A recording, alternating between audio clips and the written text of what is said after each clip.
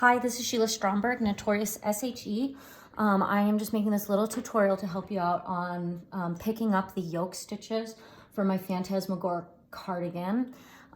So I've worked this little sample to the point where we're ready to pick up into the cast on stitches, but I wanted to make a tutorial because I want to show you how to pick it up so that it looks seamless.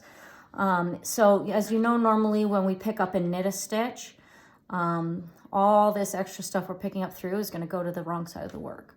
But if you're picking up and then purling, all that comes to the front and it looks really garbagey and I don't like it.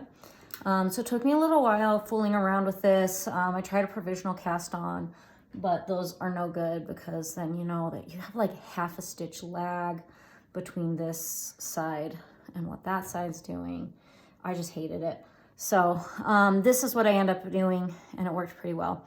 So when we're ready to pick up, the first stitch we're picking up into is actually the last stitch we just picked up a slip stitch into. I found this part easiest to do with a crochet hook and a smaller size double point needle, and that's gonna help keep our stitches nice and tight. So first, when we're doing purl stitches, I found a crochet hook was the easiest way. So make sure you bring your yarn kind of down in front, and then I just picked any old bump, just a single piece of the yarn. So you don't want to be going through two stitches, you want to just be going through a single leg of a stitch of the cast on stitch. Pull that stitch through and then take that loop off and I put it on the needle, snug it up. Okay, so the next stitch we're going to be going into is one of these knit stitches. So instead of picking up like up here, I want you to go way down into the first actual stitch. That's the best way to make this look seamless. And then knit that. The next one, we're going to be back to a purl. So I get back to my crochet hook, bring the yarn out in front, pick any old bump. It does not have to match where the purl one was, or the knit stitch we just picked up was.